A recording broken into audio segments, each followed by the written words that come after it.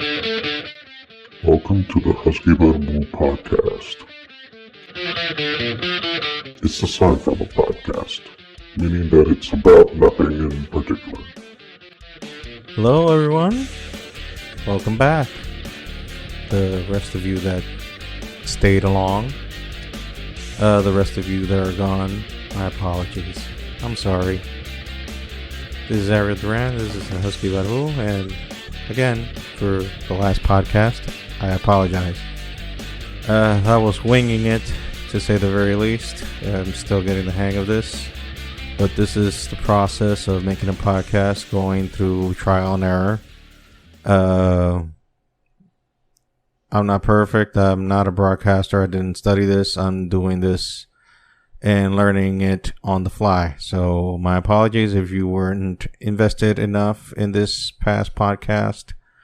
This one, I hope that you enjoy a little bit more, and I hope that I actually bring a little bit more energy into this podcast. So again, my apologies, and also I would like to start right away apologizing, because if you already haven't read the title of the podcast, you wouldn't realize that this is mostly a wrestling related podcast. So if I wasn't trying to alienate whoever is listening or viewing this on YouTube, I'm now doing my darnest, my best to alienate everyone else and just leave the marks. So a few of you marks that are listening, thank you. Thank you, marks, for staying along.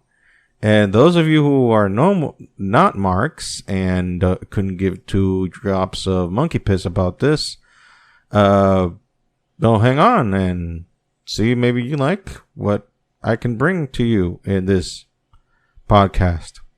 Anyway, this one is going to be mostly a wrestling podcast due to the overwhelming news gate of wrestling news this week. Starting with the most important one. If you haven't heard this one before, and if you were a wrestling fan from circa the 80s, and also, wrestling fan in general, you might have heard the name Marty Jannetty. Also used as a pun, also used as a joke, unfortunately, because the dude was, and I think he still is, a great wrestler. But he was one half of the tag team known as the Rockers, with him and that other guy. What was his name again? Oh yeah, Shawn fucking Michaels.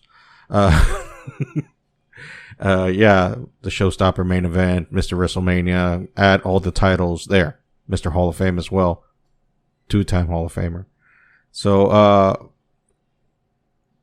needless to say, Shawn Michaels' career went well, and Marty Jannetty's not so well.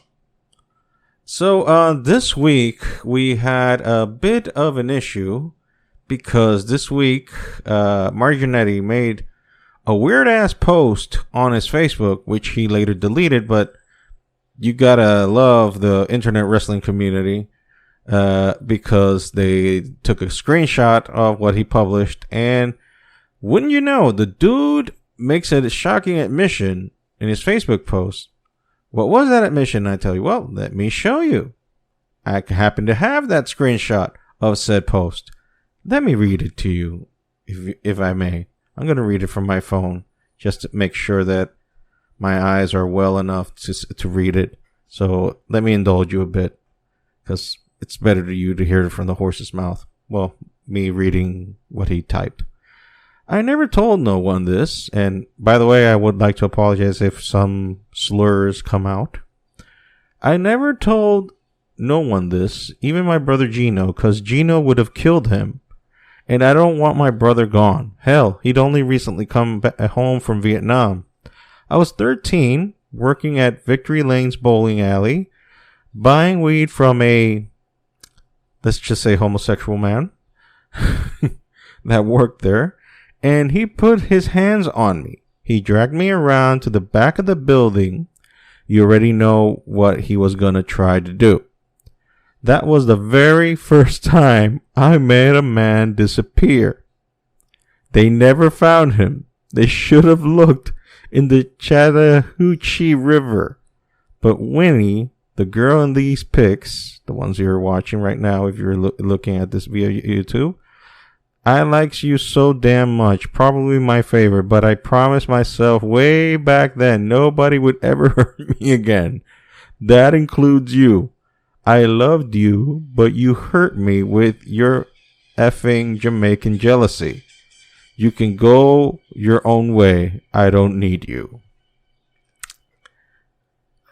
To say that there's a lot to unpack there, it's an understatement. But yeah, the man practically admitted to murdering a man when he was 13 because he was going to be sexually assaulted by that man. And even gave the coordinates where he disposed of the body. Needless to say, this is not going well because guess what happened? Police took the former WWE star's claims very seriously. Police launched an investigation following Marty Jannetty's murder claims on Facebook. So they only need a body and they can pin it on him, ending his liberty and pretty much sending him to jail. If you are not aware, Marty Jannetty has a lot of past issues with drug abuse. As the late Rick James would say, cocaine is a powerful drug.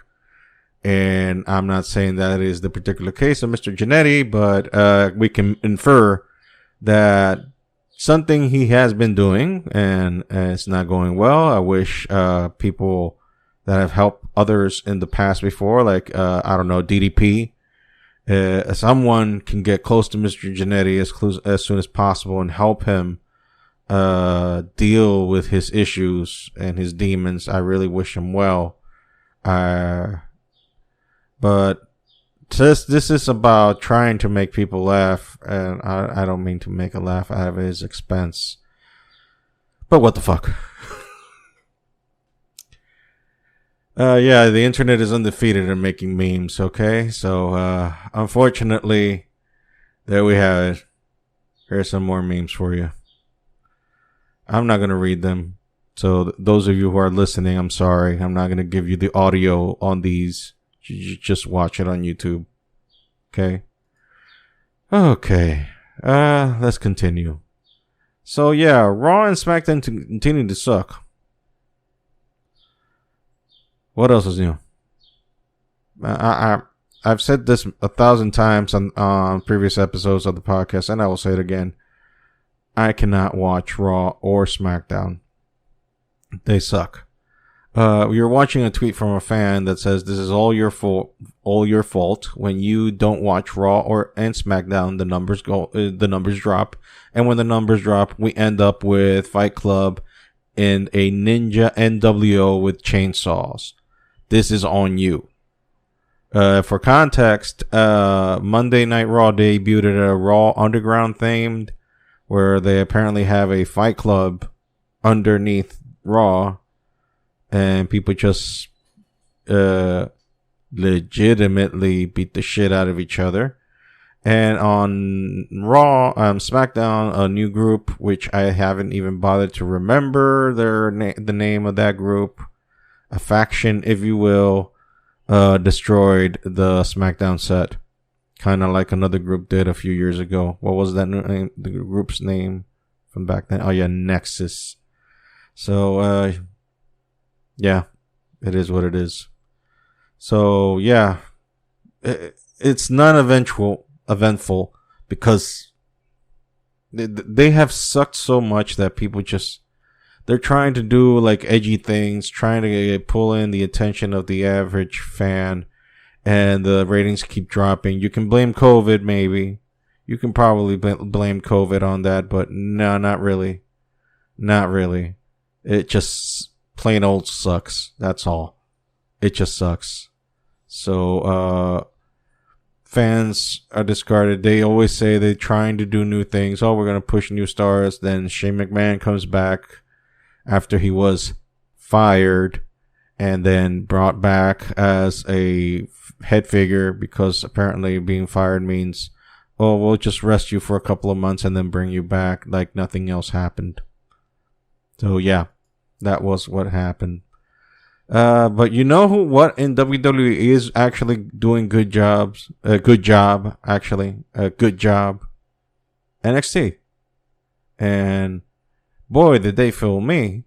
Let's look at this thing in NXT. So look at this tweet from Adam Cole. The Pat McAfee Adam Cole thing. Remember where Pat McAfee invited Adam Cole to his podcast, and they did a little brouhaha, a little shoving, and a little explicitives, whatever the hell you want to call it. I don't know. Adam Cole then tweeted, as you can see, if you're watching this video, you can see a picture of the tweet that both Adam Cole and Pat McAfee sharing a hug, a picture behind the scenes of NXT. When you see Adam Cole's tweet there that says, "What happens when two grown adults hash things up? Class act, Pat McAfee." And on the bottom, you see Pat McAfee's tweet. Hey, Adam Cole, I'm thankful for the op to chat. I feel like the combo was something that doesn't happen often anymore. So, wow, they seem to patch things up. You know, a very adult thing to do, very mature thing to do. So, you know, yeah, everything seems to be going well. Psych. Pat McAfee punted Adam Cole at the end of NXT, and they fooled everyone, including yours truly. I actually believe that little brouhaha that they had back in his show. I was like, I mean, I kind of suspect that it was a work, but I was like, but Pat McAfee is not a wrestler, so I don't get it. Maybe all that time that he was putting time in the performance center in Orlando was him just moonlighting as a, you know, TV personality, and in the backstage he was just training. I don't know. They kept that shit very uptight. But the thing is that we have a match now for NXT TakeOver 30, which will be the next TakeOver event. And kudos on the booking. As always, the LEWC will not be satisfied. They will always find that little niche to complain about, as example here in this tweet. We have a fan here that said Pat McAfee just punted Adam Cole and the head, and I am invested. Then the next fan in the bottom says, I'm not saying we buried Adam Cole. What I'm saying is Adam Cole is selling for Pat McAfee. Looks like Vince has infiltrated NXT. You know, there's no way to keep everybody happy. There's always going to be people complaining about, oh, well, they should have done this and that and this angle and set it up in the proper way. You know, you got to allow people to do their thing and see where it goes. In my case, it took me by surprise.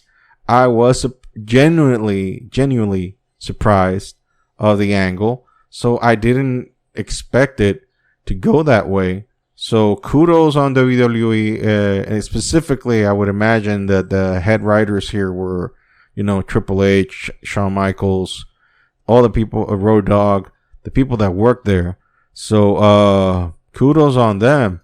That ending though, at the end, like Shawn Michaels cradling the cadaver of Adam Cole, and this meme here encapsulates it perfectly.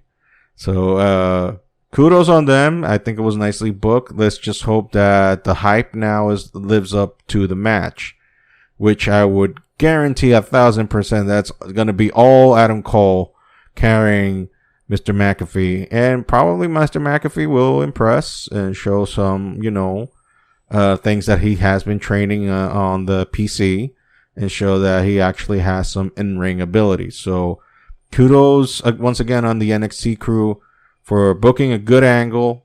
Got the publicity that it needed. Pat McAfee being a former NFL athlete, you know, getting the right eyes on the product. So just when you think WWE is down, they have always an ace under the hole.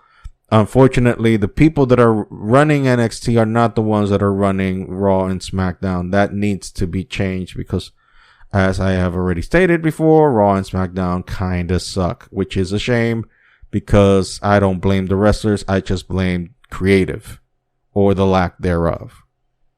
Okay, so that's my 2 cents on that. And we're going to continue talking about wrestling because this is going to be a wrestling podcast. If you don't like it, tough pity. I don't care. Boo hoo hoo. Ha ha. I don't care. This is a wrestling podcast. So we're going to go now to AEW. We're going to talk about AEW. Not much to talk about in terms of booking. I saw last week. By the way, I saw a bit of Impact. It's been ages since I seen Impact. Ages. I can't even remember how long I seen it. I think I saw probably an episode back when they were TNA. And now I am watching again Impact. Due to the influx of new talent, so they can thank Vince McMahon and his money-grubbing ideals to save money for the company for letting all those talent go, and that what WWE's losses is Impact's and AEW's gain. As you know, Matt Cardona, formerly known as Zack Ryder, is now on AEW. Kurt Hawkins, now known as Jesus Christ, I don't know his book. Brian? Yes. It's my fault for not knowing these people's real names. And by the way, as I have to always state it, because since we're in the beautiful DR, we're in the middle of a curfew and people just running around after the curfew is marked. That's just, the little details that we have here on living in this beautiful island. So, I saw Impact. Good. I like what I saw. Good. For example, that end where Rich Swann was announcing his retirement, due to injuries provoked by Eric Young. The entire locker room comes out and gives him, the standing ovation surrounding the ring, pounding on the ring, like to cheer him up at his lowest. They carry him out of the ring like he's a wounded animal. And Rich Swann, when he's up in the ramp, just looks at everybody crying in tears. And then comes Eric Young, pushes him off, grabs the crutches and blasts his fucking ankle, creating instant heat, leaving. I mean, perfect ending, perfect booking. They're hitting all the cylinders, and they have now the talent to go on and make a great show. So automatically Impact has become the number 3 show in the U.S. automatically. So kudos on Impact. Kudos for acquiring such great talents. And I hope that they can keep the ball rolling and get Impact growing and make it bigger and better. But we're going to talk about AEW, specifically on Excalibur. Excalibur is part of the announced team in Impact, and he's been missing for a couple of weeks due to some comments that he made using racial slurs back in, 2008, 2003? Back when he was in, PWG. Back in those days when he was an active wrestler. And by the way, before you cry wolf and say, well, this stupid cancel culture, I agree with that. But in this particular case, the time that Excalibur was out of action or not seen on TV was by his own request. AEW did not want to take him out. He took himself out. So Excalibur did that just not to bring any hate into AEW. So kudos on him for doing that, for protecting the product which he works on. He didn't have to be reprimanded by the company. He took his ball in a positive light in this situation in particular, and he ran home with it. So kudos on him for doing that.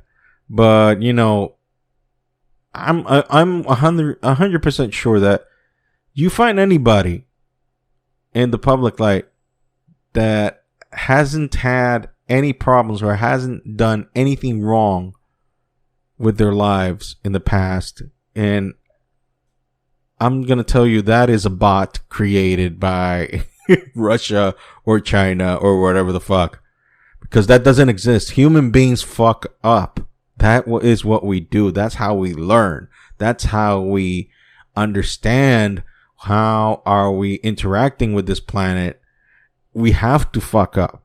It is not that it's better that we don't, but we do. All of us do. Fucking up is our business, and business is booming. Just look at the world around us. So, am I excusing his actions? No, but the fact that he took himself out and decided to leave by himself shows that the man, he doesn't stand by those ideas anymore. He doesn't stand by those thoughts anymore. He doesn't think that that is cool. He doesn't think that that is the way to go. So if you grow as a human being and understand that this is not the way to go, and understand that certain actions in your past was the way to go, and now you understand that, well, that's not who I am anymore. I've grown. I understand that this is wrong. Then that means you have grown as a human being. That means that you understand. But you have to come from somewhere. You have to fuck up in order to understand what's right and what's wrong. So, chill out a little, people. Just chill the fuck out. Just a bit. Just a tiny bit, okay? All right. So in the last bit of news on wrestling for today, we're gonna go local. We're gonna go for the Dominican Republic. You're like, what? There's wrestling in the Dominican Republic. Well, kinda, I guess. But what I'm talking about is our Dominican hero, Jack Veneno. If you're not aware of Jack Veneno, it's shame on you. You're not a real wrestling fan. But since you don't know, because you don't live here, those of you who don't, I will fill in with a basic. Jack Veneno is our version of El Santo. Basically, he's our hero. He's our living legend and whatnot. The man has a statue under his name in a park in Santo Domingo, in the capital. Need I say more? He beat Ric Flair also in '82, I think. So automatically he gets all the cred points in the world. And if you see a picture there, you might not be able to translate the visual there if you're watching. But it basically says that what happened was that he had a close scare this weekend. He was taken to a clinic because he was having stomach pains and whatnot. Nothing due to corona, thank God. No coronavirus, but he is a cancer survivor. So, you have to take extra precautions. And he's people that have suffered from cancer are very, very sensitive to corona. So they take the necessary precautions. And thankfully the man, he's in stable condition, and I think he's going to make a full recovery. So praise God. Thank God. Because, in these darkest of times, it'll be a fucking shame to lose Jack Veneno. A guy that I like, as much as a mark as I am, and I'm a fucking mark. If you are able to see some of the Funko Pop vinyl figures that I have, you can notice probably the Young Bucks right there and Shawn Michaels. So I'm a mark. I'm a fucking mark. But as much as a mark I am, I never went to see a WWE or back then WWF show live. I just collected, the magazines and whatnot. The only shows I went to see live were Jack Veneno shows back in the 80s. Because he used to come here in the city in Santiago. And I used to force my dad to take us there. Me and my brother used to force my dad to take us there. And it was like almost a pilgrimage every Saturday. We went to the local stadium, the indoor basketball court. And there it was, the Saturday show on Jack Veneno. He was live with all the wrestlers, the Dominican wrestlers. Back in the 80s, Dominican wrestling was booming, and he was the number one star. And we went to see him every day. And to say that we haven't had admiration for him was an understatement. So it makes me happy to know that he's doing better, that he's doing good, and that he is going to make a full recovery. So thank God Jack Veneno is going to make it. Okay, so we're getting close to the end now. So those of you who are not wrestling fans, I apologize for boring you to death with all this stupid fucking bullshit about wrestling. And for you marks, thank you. You're one of mine. De lo mío, like we say here. Okay, so let's end this thing a little with a little more happier note. Have you heard of the term Florida man? Well, finally, the patriarchy has fallen, and we have a Florida woman. Miami stripper arrested for squirting vaginal fluids at police officers in self-defense.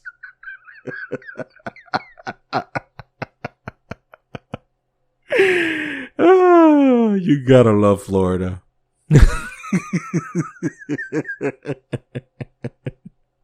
You gotta love Florida. A stripper arrested for squirting vaginal fluids at police officers in self-defense. I mean, if you live in Florida, would this be even considered news anymore? It's just a question. Would it even be considered news?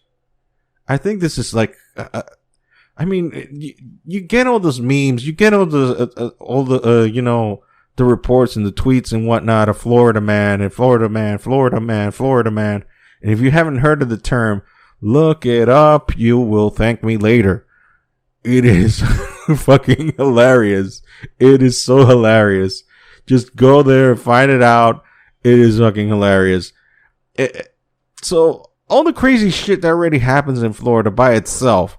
But Miami is like, cocaine city. It's like, it's Vice City for the Eastern Seaboard.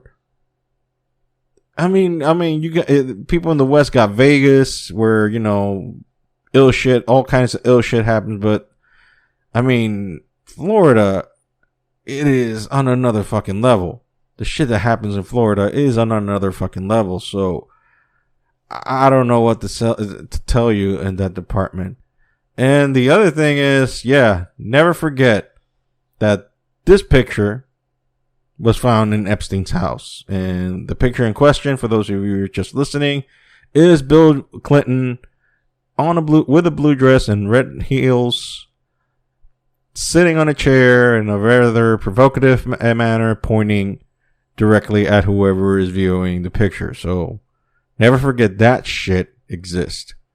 What does that mean? If you know, you know. And also another thing that I want you to never forget as well is that I took a sociopathy. I took a test to see if I'm a sociopath, and that came out 30 out of 64, which is average, which is an average sociopath. Why do I end with this? I don't know. Fear me, or not fear me, because apparently I can have control over me being a sociopath. That means probably that I have certain control over it, and you don't have to worry that much. Anyway, this has been and this has been Ariel. I hope you enjoyed it, and I hope that we can make more of these, not wrestling podcasts, but just, shit to make you laugh. Other than the other shit that I just spent like half an hour talking about that probably didn't make you laugh, or you were like, can you shut the fuck up now, or you just erased the whole thing, which at that point I apologize for making you do that. Anyway, I'm also letting you know, guys, that to help me out with my TeePublic store. The link was always in the description, where you can find the links for the TeePublic store. For those of you who are viewing the pod on YouTube, you can see some of the designs that the store has. And I'm scrolling slowly so that way you can see them. Right now there's no there's no specials, but there will be. So eventually, once I get a hold on when the specials will come out, you can see them. We have a bunch of stuff there. It's not just t-shirts. We also have, masks. Let me show you there. The mask, if the internet helps. Oh my God. So there you go. There's the masks. We have different masks of the same designs that I already have on the t-shirts. We have, cell phone cases, mugs, pillows, totes, pins, laptop cases, phone cases, stickers, magnets, whatnot, of all those designs. So if you like to enjoy it and you would like to help out, that's the only way you can help out. I have no Patreon. I have no sponsors. I have nothing but the desire to keep doing this and trying to get better. So I'm trying to get better at this.